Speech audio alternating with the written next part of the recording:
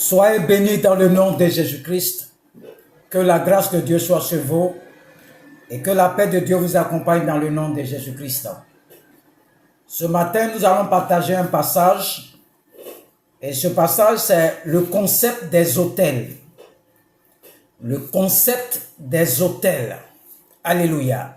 Notre texte de base, c'est Genèse 12, verset 7. Genèse 12, verset 7, qui dit quoi? L'Éternel apparut à Abraham et dit, je donnerai ce pays à ta postérité. Et Abraham bâtit là un autel à l'Éternel qui lui était apparu. Ici, c'est l'histoire d'Abraham. Dieu va dire à Abraham dans Genèse 12, verset 1 à 3, de quitter la maison de son père, de quitter son pays, de quitter sa patrie. Va dans le lieu où moi, Dieu, je vais te bénir, je vais faire de toi une source de nation. Donc, Abraham va partir par la foi. Et lorsqu'il arrive à Canaan, la première des choses qu'il fait, c'est de bâtir un autel. Qu'est-ce que c'est qu'un autel? Un autel est une tête de gazon ou une table de pierre de sacrifice à l'usage à un dieu. Un autel est un lieu de consécration où l'on offre des sacrifices à une divinité. Un autel est un point de contact entre le monde spirituel et le monde physique.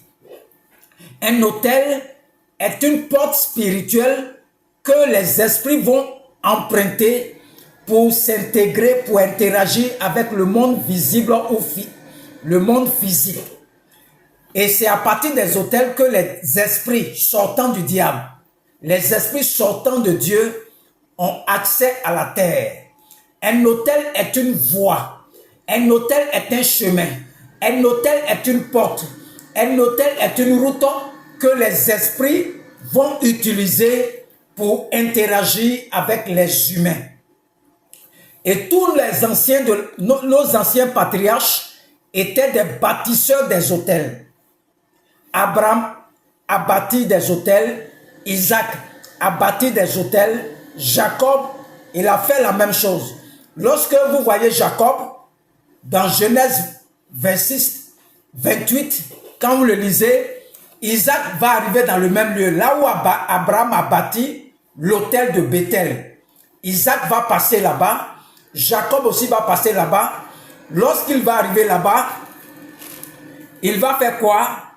Il va dormir quelque part. Il va utiliser une pierre et il va mettre ça à son chevet. Et quand il dort la nuit, il voit qu'il y a la présence des anges. Il voit le ciel s'ouvrir.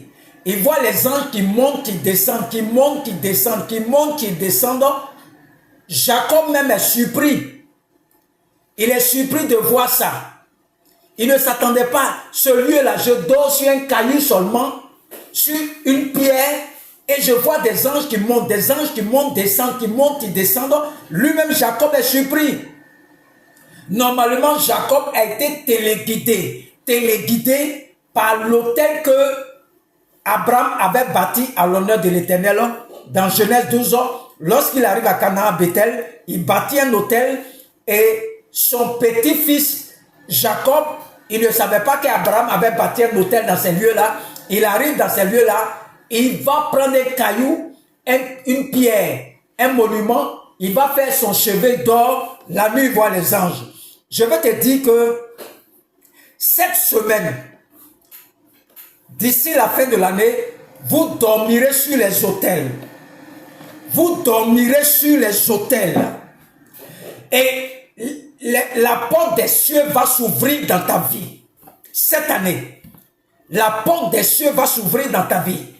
Et les anges vont monter. Les anges vont descendre. Les anges vont monter. Les anges vont descendre. Les anges vont monter. Ils monteront avec quoi? Ils monteront avec tes prières. Ils monteront avec tes supplications. Ils monteront avec tes requêtes. Et ils vont descendre avec les ossements de tes prières. Ils descendront avec ton mariage. Ils descendront avec ton travail. Ils descendront avec ta promotion. Ils vont descendre avec tes finances. Ils vont descendre avec ta requête dans le nom de Jésus-Christ. Là où on trouve un autel, on trouve soit des anges, on trouve soit des démons. Tout dépend à qui l'autel a été destiné. Quand vous voyez un autel là, soit il y a des démons là-bas, soit il y a des anges là-bas. Tout dépend à qui l'autel a été destiné. Donc nos patriarches étaient des bâtisseurs des autels. Quand vous prenez Josué 22, Josué va bâtir un autel, pas un autel de témoignage, un autel pas un autel de bénédiction, mais un autel de témoignage pour rappeler à Israël tout ce que Dieu avait fait pour eux. C'est un autel de témoignage. J'arrive et je te parle maintenant de la fonction de l'autel. Et la loi sur les autels a été donnée à Moïse dans Exode 30. Dieu dit, c'est là où il y a les autels là que vous allez lever le parfum. Vous allez lever les prières. Et cette loi n'a pas été donnée à n'importe qui. Cette loi a été donnée à Moïse, son serviteur. Et lorsque nos parents utilisent la liqueur, les boissons fortes pour invoquer nos ancêtres, nos parents sont en train d'ériger un autel. Un autel s'érige par des libations. Un autel s'érige par des sacrifices. Donc lorsqu'ils prennent la boisson forte pour verser là, ils ouvrent une porte spirituelle. Mais le problème c'est qu'ils vont invoquer les esprits. C'est-à-dire nos parents qui sont déjà morts. Ils vont dans le séjour des morts. En versant la boisson, c'est la porte spirituelle qui s'ouvre. Ils vont dans le séjour des morts et ils vont dire aux esprits des morts de revenir sur la terre pour venir nous bénir. Aucun esprit sorti de la mort, du séjour des morts, n'a la capacité de te bénir. N'a la capacité de te bénir en faisant ça. Nos parents sont en horreur. Lorsque tu vas chez les agents sataniques, et que tu leur demandes leur service, tu leur donnes ton argent, ils vont établir un point de contact entre toi et le monde des esprits. Tous ceux qui vont chez les marabouts, les féticheurs sont en erreur.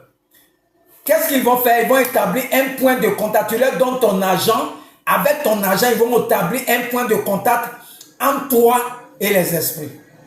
Aucun esprit de mort ne peut donner la vie à quelqu'un. La mort donne toujours la mort. La pauvreté donne la pauvreté. L'esprit de colère donne colère.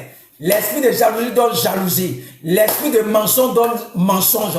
Leur nom là est fonction de ce qu'ils vont faire.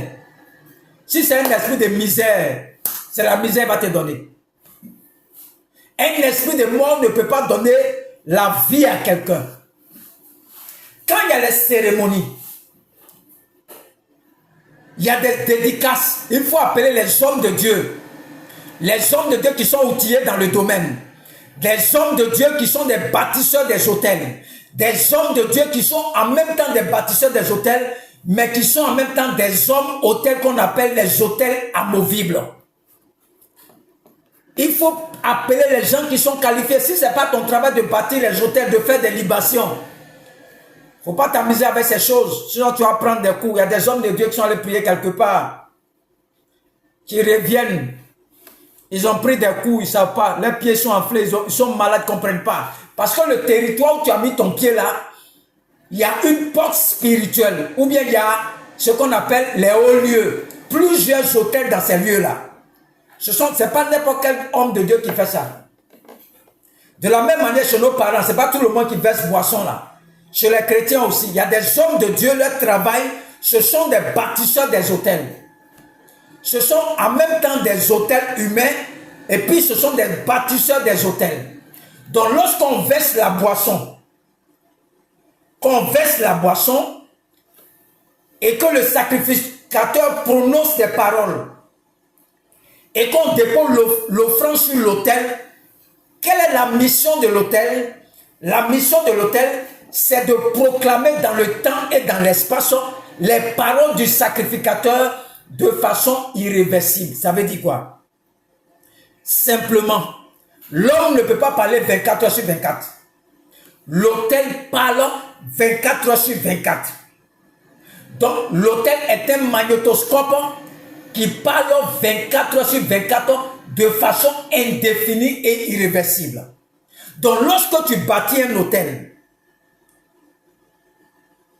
l'autel va proclamer dans ta direction des paroles du sacrificateur de façon irréversible et indéfinie. Ça veut dire quoi? Lorsque je vais faire une offrande à un homme de Dieu, un sacrifice, une offrande, et que l'homme de Dieu prononce des paroles avec l'huile qu'on appelle la libation, il va faire libation, ou bien de l'eau, ou bien le vin, ou bien le jus de raisin. Lorsqu'il verse la boisson, qu'il parle dessus, c'est lui qui est le sacrificateur. Donc là où la boisson est versée, la parole a été enregistrée par la terre. Et celui-là devient un autel qui va prononcer en la direction de la personne à qui l'autel est destiné les paroles du sacrificateur de façon indéfinie et irréversible. Il y a une puissance dans l'autel. Pour les chrétiens qui jouent avec ces choses, il y a une puissance dans l'autel. L'autel est une porte spirituelle qui te connecte au monde des esprits. Depuis que tu es à l'église, tu souffres, on prie, on jeûne, il n'y a rien. Ce sont les autels qui font ça. Tu es victime des autels, des réclamations. L'autel proclame la pauvreté, la pauvreté, la pauvreté. Ce sont tes parents qui ont bâti l'autel. Donc quand l'autel proclame la pauvreté de façon irréversible et indéfinie, les esprits sortant de l'enfer vont se saisir de l'autel, vont se saisir de la parole que l'autel proclame. Lui là, il doit être maudit. Il doit être maudit. Personne ne doit reçu dans les familles. C'est ce que l'autel proclame jour et jour, jour et nuit. Il proclame ça 24 heures sur 24 de façon indéfinie et irréversible. Qu'est-ce que les esprits vont faire? Les esprits qui sortent de l'enfer vont se saisir de l'espace, surtout l'autel de la terre là, vont se saisir de la parole et vont veiller à l'exécution de cette parole dans tous les domaines de la vie de ceux à qui l'autel est destiné. Voici les chrétiens, ton grand-père est mort à l'autel, il a fait son autel. Il allait tisser l'alliance avec l'eau. Toi, tu dis, t'en fous de ça. Depuis, tu as l'église, tu n'es pas marié. Il y a d'autres mecs qui ne font pas enfant, c'est l'esprit de l'eau. C'est une alliance. C'est un autel. C'est une porte spirituelle qui est ouverte dans ta vie. À chaque fois, les esprits peuvent passer par l'autel là, te piller comme ils veulent. Ils passent par l'autel là, ils te volent. Tu ne peux rien faire. Ton riba ne fait rien. Parce que tu es victime d'un autel. Et les gens disent qu'on ne parle plus d'autel dans nos églises. Tu vas souffrir inutilement. Tu vas souffrir si tu négliges le concept des autels. Si tu négliges l'autel que tes parents ont bâti avant, tu négliges ça, tu vas souffrir. Et beaucoup de personnes sont dans nos églises victimes des autels de famille, des proclamations des autels. Ils proclament la pauvreté, la pauvreté, la pauvreté, la pauvreté, la pauvreté, 24 heures sur 24 en ta direction. Parce que le sang qui est en toi là, le corps qui est en toi là, le sang qui est en toi appartient à ton grand-père. Vous jouez avec ces choses-là. Vous jouez avec l'autel que tes parents ont bâti il y a longtemps. Tu joues avec ça, tu seras malheureux. Tu joues avec l'autel de la famille, tu seras malheureux. C'est une porte qui est ouverte dans ta vie. Depuis ton village, la porte est ouverte.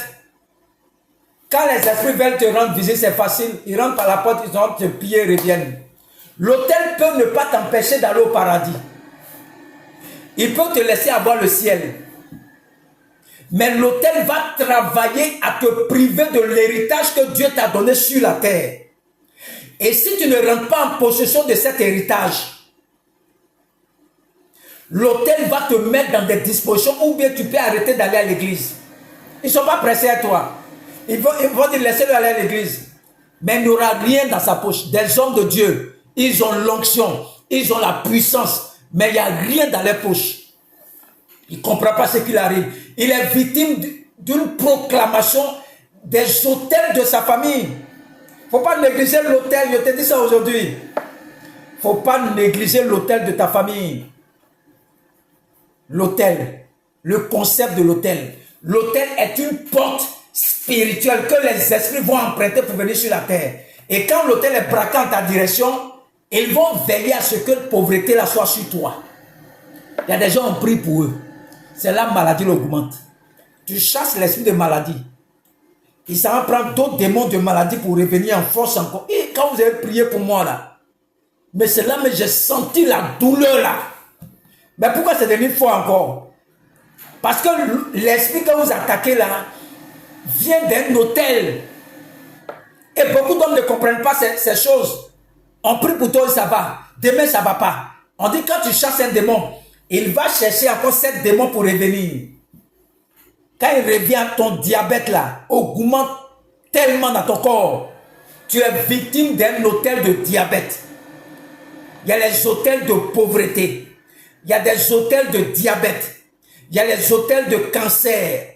Il y a les hôtels de sida. Il y a les hôtels de fibrome. Il y a les hôtels de kiss. Il y a les hôtels d'échec.